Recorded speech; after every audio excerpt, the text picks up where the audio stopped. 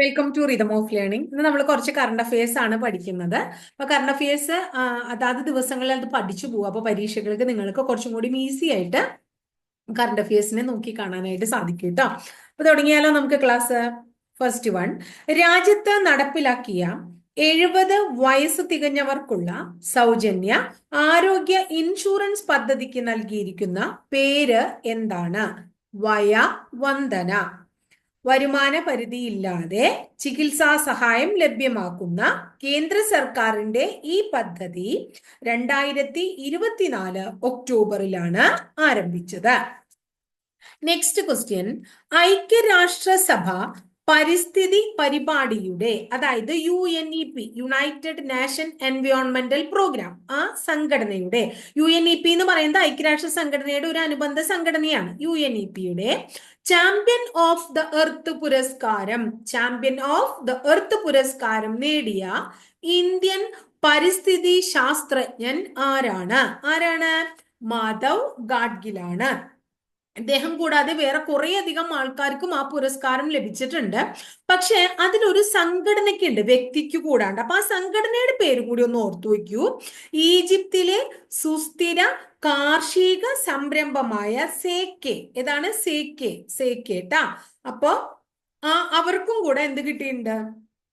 ഈ അവാർഡ് ലഭിച്ചിട്ടുണ്ട്. ആജീവനാന്ത നേട്ടങ്ങളുടെ വിഭാഗത്തിലാണ് ഗാഡ്ഗിൽ ആദരിക്കപ്പെടുന്നത്. അപ്പൊ ഗാഡ്ഗിലിന് നമ്മുടെ ജൈവ വൈവിധ്യ സമ്പന്നവും പരിസ്ഥിതി ലോലവുമായ പശ്ചിമഘട്ട മേഖലയിലെ പുരസ്കാരം, അതായത് ആ പ്രവർത്തനത്തിനുള്ള പുരസ്കാരത്തിനാണ് ആർക്ക് കൊടുത്തേക്കണത്? മാധവ് ഗാഡ്ഗിലിന് ഈ പുരസ്കാരം കൊടുക്കുന്നത്. അപ്പൊ ആരാണ് ചാമ്പ്യൻ ഓഫ് ദ എർത്ത് പുരസ്കാരം കൊടുക്കണേ? യുണൈറ്റഡ് നേഷൻ എൻവയോൺമെന്റൽ പ്രോഗ്രാം എന്ന് പറയുന്ന ഐക്യരാഷ്ട്ര സംഘടനയുടെ അനുബന്ധ സംഘടനയാണ് ഈ പുരസ്കാരം കൊടുക്കണേ. അത് മനസ്സിലാക്കുക കേട്ടോ. അടുത്തത്, ജോയ് ബംഗ്ല ഏത് രാജ്യത്തിന്റെ ദേശീയ മുദ്രാവാക്യം ആയിരുന്നു? അപ്പൊ പാസ്റ്റ് ആണ്, ആയിരുന്നു എന്നാ ചോദിക്കണേ. ബംഗ്ലാദേശിന്റെ. അപ്പൊ അതിനടുത്ത് എന്താണ്? ഇപ്പൊ അല്ല എന്നുള്ളതാണ്. അപ്പൊ അതിലേക്ക് നമുക്ക് വരാം. ബംഗ്ലാദേശിന്റെ രാഷ്ട്രപിതാവ് ഷെയ്ഖ് മുജീബുൾ റഹ്മാനാണ് ജോയ് ബംഗ്ല നമ്മുടെ മുദ്രാവാക്യം, ജോയ് ബംഗ്ല എന്ന് പറയുന്ന ബംഗ്ലാദേശിന്റെ മുദ്രാവാക്യം പ്രചരിപ്പിക്കണേ. അടുത്തിടെ ബംഗ്ലാദേശ് സുപ്രീം കോടതി വിധിയെ തുടർന്ന് ജോയ് ബംഗ്ല എന്ന് പറയുന്ന ആ മുദ്രാവാക്യത്തിന് ദേശീയ പദവി നഷ്ടമായി. മുജീബുൾ റഹ്മാനെ രാഷ്ട്രപിതാവ് എന്ന പദവിയിൽ നിന്നും ഇടക്കാല സർക്കാർ ഒഴിവാക്കി. അപ്പൊ രാഷ്ട്രപിതാവ് എന്ന പദവിയിൽ നിന്ന് മുജീബുൾ റഹ്മാനും പോയി. ജോയ് ബംഗ്ല എന്ന് പറയുന്ന ആ വേർഡിന്റെ എന്താണ്? ദേശീയ മുദ്രാവാക്യം എന്ന പദവിയും അവര് എടുത്തു കളഞ്ഞു. അതോർക്കുക കേട്ടോ. അടുത്തത്, റിസർവ് ബാങ്ക് ഓഫ് ഇന്ത്യയുടെ എത്രാമത്തെ ഗവർണറായാണ് സഞ്ജയ് മൽഹോത്ര ചുമതലയേറ്റത്? അപ്പൊ എന്ത് മനസ്സിലായി? റിസർവ് ബാങ്ക് ഓഫ് ഇന്ത്യയുടെ പുതിയ ഗവർണറാണ് സഞ്ജയ് മൽഹോത്ര. എത്രാമത്തെ ഗവർണർ? 26ാമത്തെ RBI governor. അപ്പൊ 25ാമത്തെ ആരായിരുന്നു? ആരുടെ പിൻഗാമിയാണ് ഇദ്ദേഹം? ഒന്നും കൂടെ ഓർത്തു വെക്കണം, ശക്തികാന്ത ദാസ്. അപ്പൊ 25th governor of reserve bank of India Shaktikanta Das. ഇപ്പൊ 26th ആരാണ്? സഞ്ജയ് മൽഹോത്ര. ക്ലിയർ ആയില്ലേ? നെക്സ്റ്റ് വൺ, ഏത് സംസ്ഥാന സർക്കാരിന്റെ ഉടമസ്ഥതയിലുള്ള നവീകരിച്ച തന്തൈ പെരിയാർ സ്മാരകത്തിന്റെ ഉദ്ഘാടനമാണ് അടുത്തിടെ വൈക്കം വലിയ കവലയിൽ നടന്നത്? എവിടെയാണ്? തമിഴ്നാട് മുഖ്യമന്ത്രി MK സ്റ്റാലിനാണ് അത് ഉദ്ഘാടനം ചെയ്തത്. അപ്പോ ഏത് സംസ്ഥാന സർക്കാരിന്റെ ഉടമസ്ഥതയിലുള്ള നവീകരിച്ച തന്തൈ പെരിയാർ സ്മാരകം? തന്തൈ പെരിയാർ സ്മാരകം എന്ന് പറഞ്ഞാൽ EV രാമസ്വാമി നായ്ക്കരുടെ സ്മാരകം. അത് മനസ്സിലാക്കണം കേട്ടോ. അതിന്റെ ഉദ്ഘാടനം തമിഴ്നാട് മുഖ്യമന്ത്രി MK സ്റ്റാലിൻ നിർവഹിച്ചു. അപ്പൊ തമിഴ്നാടിന്റെ മുഖ്യമന്ത്രി MK സ്റ്റാലിൻ ആണെന്നും കൂടി നമ്മൾ അവിടെ പഠിച്ചു. ക്ലിയർ ആയില്ല? അടുത്തത് നോക്കുക. അടുത്തിടെ അന്തരിച്ച നിക്കി ജിയോവാനി ഏത് നിലയിൽ അറിയപ്പെട്ട ലേഡിയാണ്? ഇവർ ഒരു ആഫ്രോ അമേരിക്കൻ കവയിത്രിയാണ്. കേട്ടോ. ഇനി ഇവരുടെ ഒരു പ്രത്യേകത പറയണ എന്താ വെച്ചാല്, 1965, 74 കാലഘട്ടത്തിൽ ബ്ലാക്ക് ആർട്ട് മൂവ്മെന്റിലെ സജീവ പ്രവർത്തകയായിരുന്നു Nikki Giovanni. Black art movement. അപ്പൊ നമ്മൾ മനസ്സിലാക്കേണ്ടത് എന്താണ് black art movement? African American നേതൃത്വത്തിലുള്ള ഒരു കലാപ്രസ്ഥാനം പ്രസ്ഥാനത്തിന്റെ പേരാണ് ബ്ലാക്ക് ആർട്ട് മൂവ്മെന്റ്. ആക്ടിവിസത്തിലൂടെയും കലയിലൂടെയും കറുത്ത വർഗക്കാരുടെ അഭിമാനത്തിന്റെ സന്ദേശം കൈമാറുക എന്ന ലക്ഷ്യത്തോടുകൂടി നിലവിൽ വന്ന സംഘടനയുടെ പേരാണ് ബ്ലാക്ക് ആർട്ട് മൂവ്മെന്റ്. ക്ലിയർ ആയല്ലോ? അപ്പോ നിക്കി ജിയോവാണി, ആഫ്രോ അമേരിക്കൻ കവയത്രി, ബ്ലാക്ക് ആർട്ട് മൂവ്മെന്റിന്റെ സജീവ പ്രവർത്തക. അടുത്ത ചോദ്യം, സംസ്ഥാന ഹജ്ജ് കമ്മിറ്റിയുടെ ചെയർമാനായിട്ട് തെരഞ്ഞെടുത്തത് ആരെയാണ്? ഹജ്ജ് കമ്മിറ്റി ചെയർമാനായിട്ട് തെരഞ്ഞെടുത്തത്? ഡോക്ടർ ഹുസൈൻ സഖാഫി ചുള്ളിക്കോട്. ഡോക്ടർ ഹുസൈൻ സഖാഫി ചുള്ളിക്കോട് അദ്ദേഹത്തെയാണ് തെരഞ്ഞെടുത്തത് കേട്ടോ. അടുത്തിടെ അന്തരിച്ച SM കൃഷ്ണ കേന്ദ്രമന്ത്രിസഭയിൽ ഏത് വകുപ്പിന്റെ ചുമതലയാണ് നിർവഹിച്ചിരുന്നത്? വിദേശകാര്യം. അപ്പൊ കേന്ദ്ര മന്ത്രിസഭയില് വിദേശകാര്യ വകുപ്പിന്റെ ചുമതല വഹിച്ചിരുന്ന വ്യക്തി അടുത്തിടെ അന്തരിച്ചു. അങ്ങേരുടെ പേരെന്താണ്? SM കൃഷ്ണ എന്നാണ്. SM കൃഷ്ണ. ഇനി അടുത്തിടെ ഉദ്ഘാടനം ചെയ്യപ്പെട്ട കേരളത്തിലെ ജലവൈദ്യുത പദ്ധതിയുടെ പേരെന്താണ്? ഏതാ ജലവൈദ്യുത പദ്ധതി? തൊട്ടിയാർ പദ്ധതി. എന്താണ് പദ്ധതി? തൊട്ടിയാർ പദ്ധതി. ഇടുക്കി ജില്ലയിൽ ദേവിയാറിന്റെ ഭാഗമായ വാളറയ്ക്ക് സമീപം ദേവിയാറിലെ ജലം ഉപയോഗിച്ച് 40 മെഗാവാട്ട് വൈദ്യുതി ഉൽപ്പാദിപ്പിക്കാൻ ലക്ഷ്യമിട്ട പദ്ധതിയാണ് തൊട്ടിയാർ പദ്ധതി. അപ്പൊ ഏത് ജില്ല? ഇടുക്കി ജില്ലയിൽ കേട്ടാ. ഏതാണ്? ഇടുക്കി ജില്ല. നെക്സ്റ്റ് വൺ നമുക്ക് പഠിക്കാനുള്ളത്, ബോളിവുഡിലെ വിഖ്യാതരായ ഒരു നടന്റെയും ഗായകന്റെയും ജന്മശതാബ്ദി 2024 ഡിസംബറിൽ ആഘോഷിച്ചു. ആരാണ് അവർ? അപ്പോ ബോളിവുഡിലെ 2 വിഖ്യാതരായ, ഒരാള് നടനാണ്, ഒരാള് ഗായകനാണ്. അവരുടെ ജന്മശതാബ്ദി 2024 നടന്നത്. ആരൊക്കെയാണെന്ന് ഓർക്കൂ. രാജ് കപൂറും മുഹമ്മദ് റാഫിയുമായിരുന്നു. ആരൊക്കെയാ അവര്? ഒന്ന് രാജ് കപൂർ, അടുത്ത ആള് മുഹമ്മദ് റാഫിയാണ്. ഇത്രയും ഓർക്കണം. Time magazine 2024 person of the year. അപ്പൊ പേഴ്സൺ ഓഫ് ദ ഇയർ 2024 ആരുടെയാണ്? ടൈം മാഗസിന്റെ. ആരാണ് ആള്?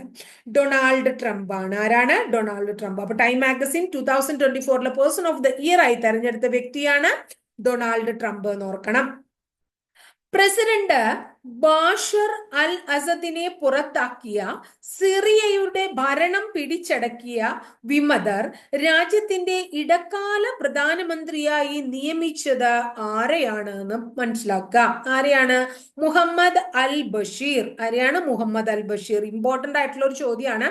പ്രസിഡന്റ് ബാഷർ അൽ അസദിനെ പുറത്താക്കിയ, സിറിയയുടെ ഭരണം പിടിച്ചടക്കിയ വിമതർ രാജ്യത്തിന്റെ ഇടക്കാല പ്രധാനമന്ത്രിയായി നിയമിച്ചത് മുഹമ്മദ് അൽ ബഷീറിനെയാണ്. ക്ലിയർ ആയല്ലോ? നെക്സ്റ്റ് ക്വസ്റ്റ്യൻ, ഇന്ത്യൻ യാത്രികരെ സ്വന്തം നിലയിൽ ബഹിരാകാശത്ത് എത്തിക്കുന്ന ISRO ദൗത്യമായ ഗഗൻയാന് മുന്നോടിയായി ക്രൂ മൊഡ്യൂൾ കടലിൽ വീണ്ടെടുക്കാനുള്ള പരീക്ഷണം വിജയകരമായി നടന്നു. ഈ പരീക്ഷണത്തിന്റെ പേര് എന്താണ്? വെൽഡെക് റിക്കവറി എന്നാണ്. എന്താണ്? വെൽഡെക് റിക്കവറി. ISROയും നാവികസേനയും സംയുക്തമായി വിശാഖപട്ടണം തീരത്താണ് പരീക്ഷണം നടത്തിയത്. എവിടെയാണ്?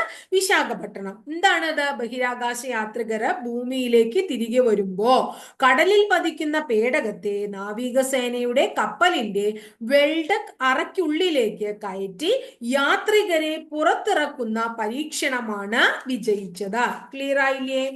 അടുത്ത ക്വസ്റ്റ്യൻ, മലയാള ചലച്ചിത്ര രംഗത്തെ ആയുഷ്കാല സംഭാവനയ്ക്ക് നൽകുന്ന അവാർഡായ JC ഡാനിയൽ പുരസ്കാരം 2023 ഇപ്പോൾ പ്രഖ്യാപിച്ചു. 2023 JC ഡാനിയൽ പുരസ്കാരം പ്രഖ്യാപിക്കുകയാണ്. ലഭിച്ചത് ഷാജി N കരുണിനാണ്. ഷാജി N കരുൺ 5 ലക്ഷം രൂപ, പ്രശസ്തി പത്രം, ശില്പവും അടങ്ങുന്നതാണ് പുരസ്കാരം. ഇനി ഇദ്ദേഹം പിറവി, സ്വം, വാനപ്രസ്ഥം തുടങ്ങിയ സിനിമകളുടെ ഒക്കെ സംവിധായകനാണ് എന്ന് ഓർക്കണം. കൂടാതെ ഫ്രഞ്ച് സർക്കാർ കൊടുക്കുന്ന കലാ സാംസ്കാരിക സംഭാവനകൾക്ക് നൽകുന്ന the order of arts and letters പുരസ്കാരവും പത്മശ്രീയും ലഭിച്ച വ്യക്തി കൂടിയാണ് ഷാജി N കരുൺ എന്നോർക്കുക. അദ്ദേഹം ചലച്ചിത്ര അക്കാദമിയുടെ ആദ്യ ചെയർമാൻ ആയിരുന്നു. നിലവിൽ കേരള ചലച്ചിത്ര വികസന കോർപ്പറേഷന്റെ ചെയർമാൻ കൂടിയാണ്. ഇപ്പൊ 2023 അല്ലേ നമ്മൾ പറഞ്ഞ്, 2022 ഈ JC ഡാനിയൽ പുരസ്കാരം ആർക്കാ കിട്ടിയേക്കണെന്ന് കൂടി ഓർത്തു വയ്ക്കുക. അദ്ദേഹത്തിന്റെ പേര് TV ചന്ദ്രൻ എന്നാണ്. ആരാണ്? TV ചന്ദ്രൻ. നെക്സ്റ്റ് വൺ, ലോകത്തെ കരുത്തരായ 100 വനിതകളുടെ ഫോബ്സ് പട്ടികയിൽ തുടർച്ചയായി 2ാം വട്ടവും ഇടം പിടിച്ച കേന്ദ്ര മന്ത്രി ആരാണ്? ആരായിരിക്കും? നിർമ്മല സീതാരാമൻ. ആരാണ്?